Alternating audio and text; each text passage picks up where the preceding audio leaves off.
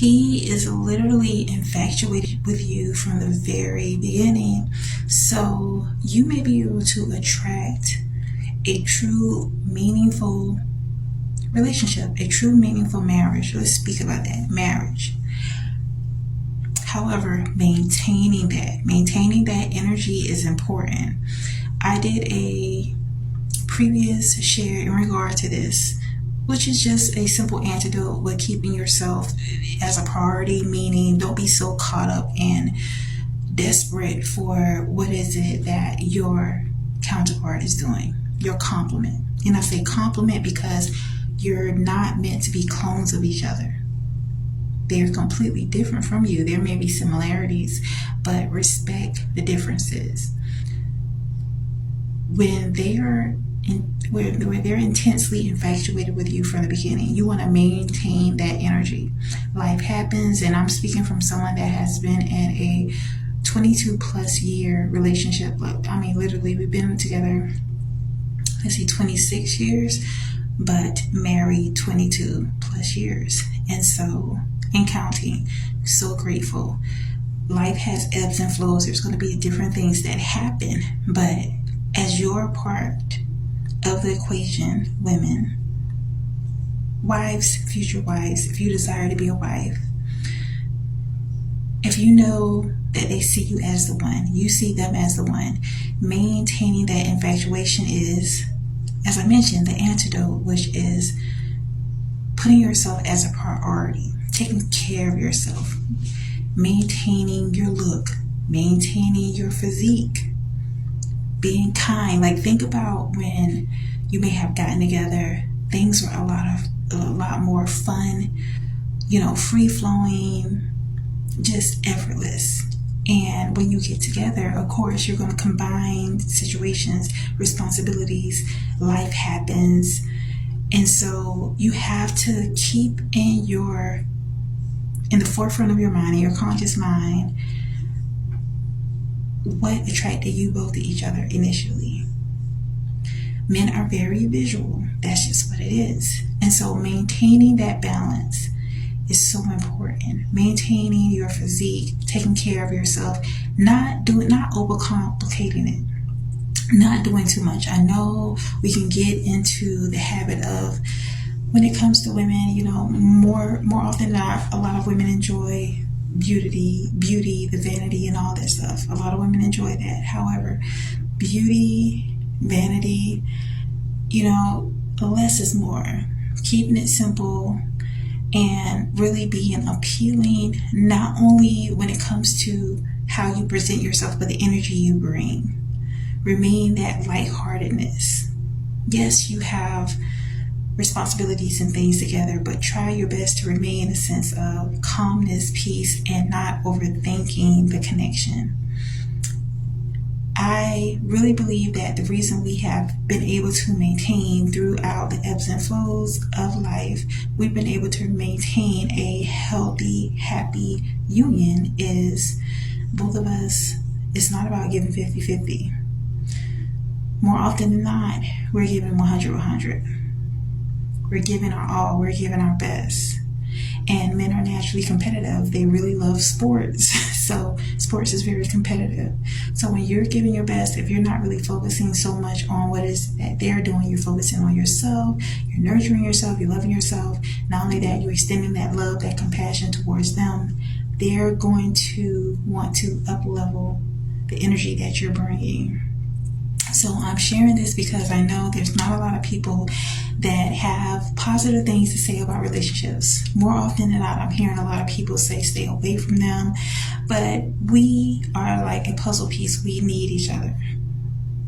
Men and women literally need each other. And so although there is a big push that I'm seeing within society where people are talking more so about going their own way, decentering men or decentering women. The truth of the matter is that the reason why this topic is in constant circulation is because you're operating from a space of woundedness, being fed up, and wanting some sense of resolution. So at sometimes that may be valid. Sometimes you may need that solace, that solitude, that individuation time where you can really focus on yourself and gain back your self-respect and your resilience. But when you've done the work and you want to truly align and attract and be found, not you pursuing the man. The man is the natural hunter. So you don't want to pursue them. You don't want to make the first move. You want to lean back, lean into honoring yourself, leaning into connecting spiritually.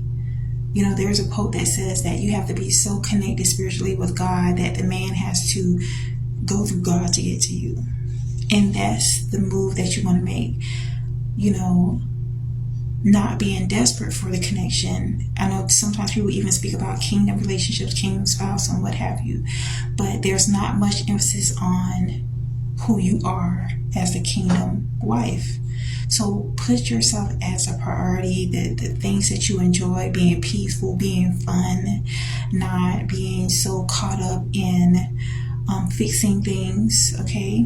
That mothering energy that we naturally have, or some, you know, you may not really have it, but if you do have that, you want to be very careful and cautious about that energy. Yes, you may naturally want to cater and be very kind and nurturing towards your spouse, towards your husband, but you have to also put yourself as a priority.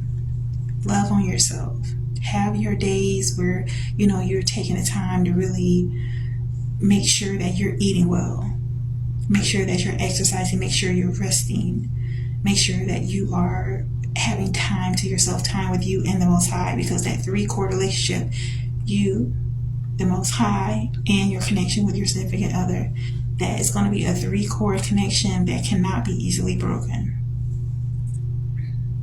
It's going to be locked in, and it's going to take work. It's going to take effort on both behalves, but it's not your responsibility to force upon what it is that you foresee for the connection. When you lean more so into having self-accountability, working on aspects of yourself, loving yourself, and again, remaining lighthearted, okay, releasing the control, they got it.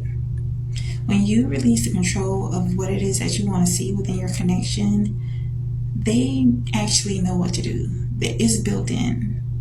But the problem is, do they really want to do it? When you actually show up being your best self, bringing your true, vulnerable, authentic self, being loving, being kind, when you do that, they're going to really exceed your expectations. And I'm not speaking just in regard to my connection, but I've known other connections that have been long-term, lasting, real beautiful connections.